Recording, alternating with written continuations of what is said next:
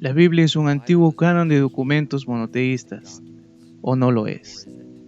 Muchos académicos creen que lo que tenemos hoy es el producto de modificaciones y cambios posteriores. Originalmente, los autores bíblicos más antiguos eran politeístas, afirman, y luego los monoteístas estrictos redactaron y cambiaron los documentos más antiguos para que parecieran más reales. ¿Eso es cierto?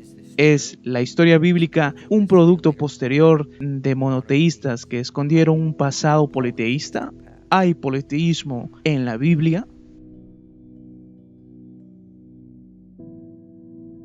A pesar de que la Biblia, como la tenemos hoy, es un claro canon monoteísta, muchos académicos creen que en un pasado politeísta en Israel y pretenden que su historia fue una relación con un solo Dios y sus antepasados. Un argumento para apoyar esta opinión que a menudo se hace en los hallazgos arqueológicos encontrados, no encontramos mucha evidencia de monoteísmo estricto en el antiguo Israel o en las naciones vecinas. En cambio, lo que encontramos es evidencia de un politeísmo acérrimo y Yahweh posiblemente incorporado en un panteón y dado una diosa como esposa. Si todo lo que tuviéramos fuera el registro arqueológico, tendríamos muy poca evidencia para sugerir que el monoteísmo existió en la antigua Canaán. Sin embargo, debemos recordar lo que estamos preguntando aquí. La pregunta no es si Israel era politeísta. La pregunta es si los autores bíblicos y ciertos antepasados fueron originalmente politeístas. Si la Biblia es verdadera y precisa en su representación del pasado, debemos esperar encontrar politeísmo rampante en todo el antiguo Israel. Por eso es que los autores bíblicos informan que pasó de generación en generación. El libro de Josué dice que Abraham originalmente adoró a otros dioses, y cuando Israel vivió en Egipto, ellos adoraron también a otros dioses. Mientras deambulaban por el desierto, pueden haber dedicado a Yahweh en su nombre, pero incluso entonces persiguieron también a otros dioses. Después de que Josué murió, el libro de los jueces relata que durante varias generaciones los israelitas adoraron a dioses falsos. Salomón pudo haber construido el templo, pero luego, durante su propia vida, contaminó a Israel con ídolos. A lo largo del tiempo de la monarquía dividida, cualquier parecido con la devoción estricta a Yahweh se esperaría que faltaran con la excepción de algunos reyes. El libro de Primera de Reyes incluso dice que en un momento solo quedaban 7,000 en Israel que solo adoraban a Yahweh. El relato bíblico se alinea con el registro arqueológico encontrado, ya que informa el problema del politeísmo rampante de generación en generación.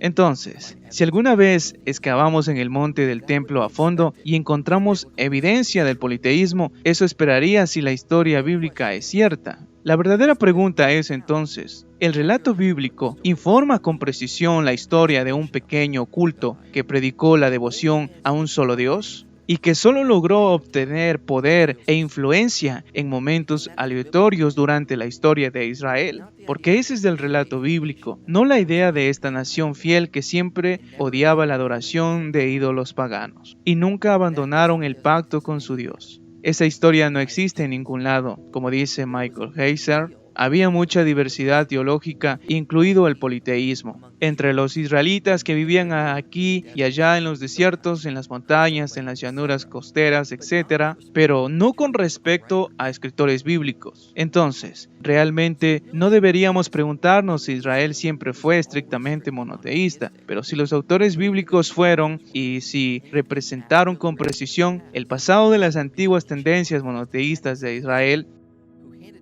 quienes nos transmitieron sus enseñanzas,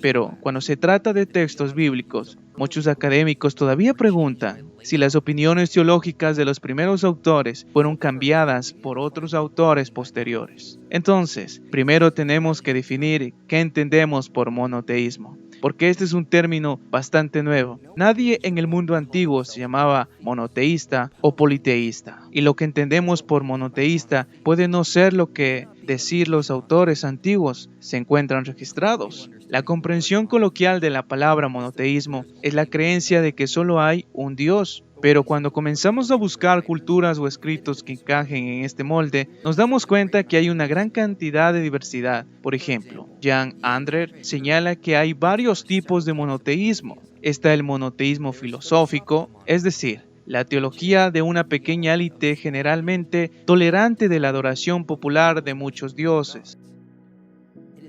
Es caracterizado por la noción de un Dios supremo del cual todos los demás dioses son meramente aspectos. Está el monoteísmo inclusivo, que implica que una unidad divina está escondida detrás de una diversidad de dioses.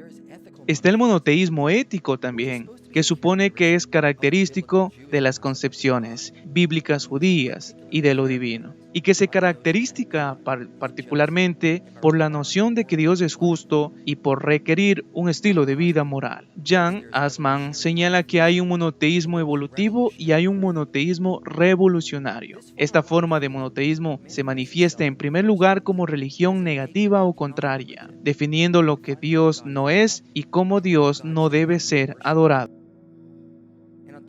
Además de esto, hay muchas otras formas de monoteísmo. Entonces, para simplificar las cosas por el bien de este video, utilizaremos la definición de monoteísmo de Ervener, que es la creencia de un Dios verdadero y la exclusiva implícita o explícita de otros dioses como inexistentes, demonios o similares. En otras palabras, el uso de la categoría de monoteísmo debe limitarse a las religiones y elementos de las religiones, caracterizadas por la creencia en la existencia de un solo Dios.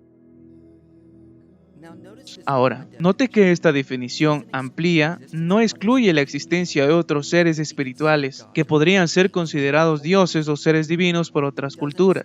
No excluye también la idea de mostrar reverencia a otros seres espirituales también. Esto es importante para reconocer en el futuro. Otro problema es que cuando miramos los textos bíblicos y otros textos antiguos cercanos, realmente no hay una palabra equivalente en hebreo para Dios. Lo que traducimos como Dios es la palabra Elohim, y esta parece tener una definición más amplia de lo que significa nuestra palabra Dios. Michael Herz señala que el término Elohim se refiere a Yahweh, pero también referirse a otros seres divinos en el consejo celestial, los dioses de otras naciones, o los demonios, el espíritu del fallecido Samuel y la figura conocida como el ángel de Yahweh. Ahora, nadie niega que hubo un culto ancestral a Israel, e incluso los autores bíblicos sugieren eso, pero no hay evidencia de que los autores bíblicos pensaran que el espíritu del fallecido Samuel era un dios, o uno que podía ser adorado.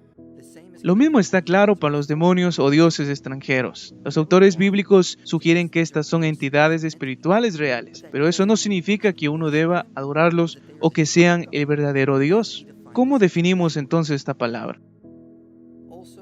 Además, muchas veces en los textos bíblicos hay referencia a un concilio divino y sus miembros. Era una creencia común en el antiguo cercano oriente el pensar que los dioses en los cielos eran miembros de un consejo divino que preside algún ser. Y los autores bíblicos no eran diferentes en su creencia y hacen referencias a un concilio celestial también. Sin embargo, la diferencia es que para los autores bíblicos no enseñaron que el poder y conocimiento fueran compartidos en diferentes miembros como en los consejos politeístas. La implicación en los textos bíblicos es que Yahweh es soberano sobre todo, no hay nadie como Él, y los miembros del consejo simplemente están allí para llevar a cabo la voluntad de Dios y ayudar en lo que pueden. Entonces, para los autores bíblicos, los miembros del Consejo Divino podrían ser Elohim, pero no deberían ser adorados como Yahweh. Entonces, en la Biblia parece que la palabra Elohim significa cualquier ser que vivía en el reino espiritual. Yahweh era un Elohim, pero no todos los Elohim eran Yahweh o iguales a él. En realidad, el nombre divino es lo más cercano que tenemos y que se ajusta mejor a lo que dice la gente moderna cuando escuchan la palabra Dios. Debido a que Elohim parece referirse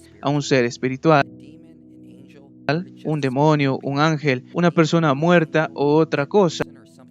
Técnicamente hablando, realmente no hay una antigua palabra genérica para distinguir entre el Dios creador y a lo que nos referimos como demonios u ángeles. Las culturas antiguas agruparon todos estos seres bajo uno o dos términos. Samuel Meyer, señala en su apartado Mensajeros sobrenaturales en otras culturas antiguas en el cercano Oriente, normalmente se identifican por el elemento léxico en este idioma que también se usa para identificar mensajeros humanos o subordinados enviados en algunas misiones. Por lo tanto, no existen términos específicamente reservados para distinguir una clase de tal Dios y otra clase de otro Dios. Por un lado, una de mensajeros humanos y por el otro. Entonces, cuando decimos que solo hay un Dios en el antiguo yahwista, podría estar de acuerdo si explicamos lo que realmente quiere decir el término. Queremos decir que solo hay un creador eterno y omnipotente. Sin embargo, podríamos estar de acuerdo con el antiguo en que hay varias formas de llamarlo. Una vez que entendemos lo que quiere decir con el término, entonces, como el politeísmo, el monoteísmo puede proponer múltiples seres divinos e incluso permite que uno muestre reverencia a múltiples seres espirituales. Pero los monoteístas también dicen que las personas solo pueden adorar a uno de estos seres divinos, específicamente al Creador. Michael Fred, en su estudio de las religiones griegas antiguas, señala que existen demasiadas ambigüedades entre el politeísmo y el monoteísmo. Ambos suelen plantar un alto Dios creador y seres divinos menores que fueron creados o que existen en el reino espiritual. Un monoteísta, un católico estricto, podría venerar y pedir oración intercesora a otro ser divino, pero eso no significa que en realidad sean politeístas o porque solo adoran al único Dios creador. Pero eso suena como otra visión que se contrasta aquí, llamada monolatría, que se define como el reconocimiento de otros dioses o seres espirituales, pero la adoración exclusiva de un solo Dios. Una forma más ligera de esto se llama enotismo, que generalmente significa la elevación temporal de una deidad, como el único Dios que debe ser adorado dentro de un entorno politeísta. Entonces, si entendemos que la Biblia reconoce que hay otros Elohim, solo seres espirituales creados que pueden ser entidades reales detrás de ídolos extranjeros, entonces los autores bíblicos parecen ser más dedicados a predicar la monolatría teológicamente, mientras piensan que el monoteísmo en términos ontológicos, en otras palabras, debido a que la palabra Elohim no se equipara perfectamente con nuestra palabra para Dios, podemos ver dónde entra la confusión. Teológicamente la Biblia predica la monolatría, adorar a un solo Elohim que es Yahweh, pero en sus declaraciones teológicas hay un monoteísmo implícito, tal como lo entendemos, que solo hay un eterno creador. A pesar de que hay otros seres divinos que fueron adorados por otras personas, entonces, en realidad cuando pensamos en lo que afirman los autores bíblicos, se entiende mejor en términos de monolatría, ya que tenemos que usar palabras y definiciones, específicamente cuando se trata del término Elohim.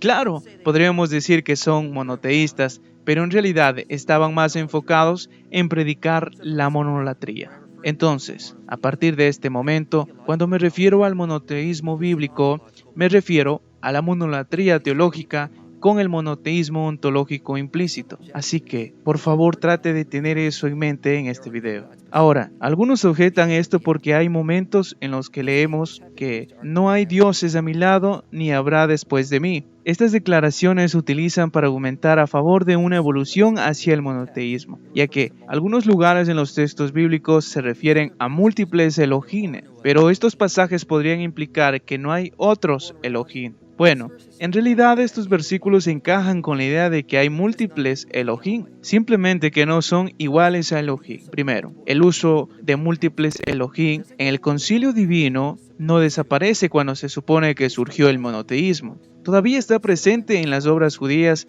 que la mayoría de los estudiosos consideran tardías. En Deuteronomio 4:10, por ejemplo, en el Salmo que vamos a encontrar más adelante, 89, además, Michael Heiser ha revisado los rollos del Mar Muerto y ha encontrado numerosas referencias a la teología del concilio divino. El término hebreo para asamblea y concilio aparecen inequívocamente en referencias a una asamblea celestial. La frase para asamblea divina aparece 6 veces. La principal y las variaciones hay 7 instancias de asambleas de los Elohim. El consejo de los Elohim ocurre 3 veces. La frase todos los Elohim se encuentran 18 veces y las huestes de los Elohim aparecen 2 veces. Heiser dice, a modo de resumen, hay casi 180 instancias de la pluralidad divina explícita en los registros, en los rollos sectarios de Qumran, un número mucho mayor en la Biblia hebrea. Muchos de estos casos se encuentran en contextos inequívocos de consejo divino, del tipo asociado con la etapa supuestamente politeísta de la religión de Israel bíblica. Estos dioses se encuentran en las alturas del templo celestial, alabando a Dios y sirviéndole. Los ángeles rara vez se encuentran en estos contextos. Por lo tanto, los datos muestran una situación teológicamente bastante contraria a lo que se esperaría. Si el pensamiento teológico judío se alejaba de las creencias politeístas hacia un monoteísmo intolerante, nadie duda de que los esenios, la secta que nos dio los rollos del Mar Muerto, fueran monoteístas. Si hubo una evolución lejos del politeísmo, ¿por qué la frase de los múltiples Elohines todavía se usa en este material muy tardío? Quizá el material tardío y temprano entiendan que las referencias al consejo divino no implican un politeísmo. Ahora, Mark Smith es consciente de hecho y argumenta que los rollos del Mar Muerto, las deidades completamente desarrolladas, se redujeron a menos poderes celestiales en esa época. Pero no veo una indicación explícita de esto. En el lenguaje y el material temprano y tardío es lo suficientemente similar para decir que la teología podría haberse sido la misma en los periodos más antiguos. Tiene más sentido decir que los autores bíblicos creían en la existencia de múltiples Elohines, pero Yahweh era soberano sobre todo otro Elohim, tal como los cristianos modernos creen cuando se trata de Dios y sus ángeles.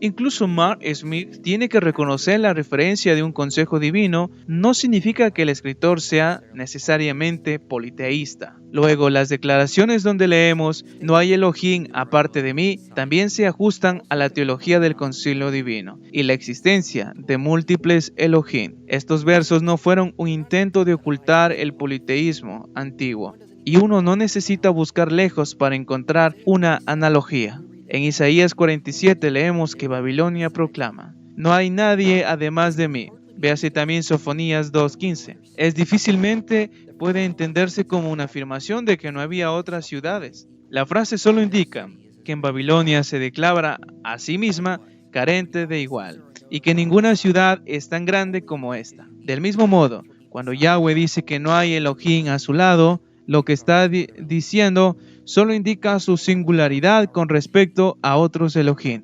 No hay nadie tan grande y poderoso como él. Dado el contexto inmediato de la Biblia hebrea, estos versículos difícilmente pueden ser intentos de afirmar que no hubo otros Elohim, solo que ninguno otro Elohim era comparablemente a Yahweh. Ahora, Mark Smith menciona varios versículos que podrían indicar politeísmo en la Biblia hebrea, pero la mayoría de ellos nunca indican que hubo otro Elohim igual a Yahweh, o que Yahweh estaba debajo de otro Elohim.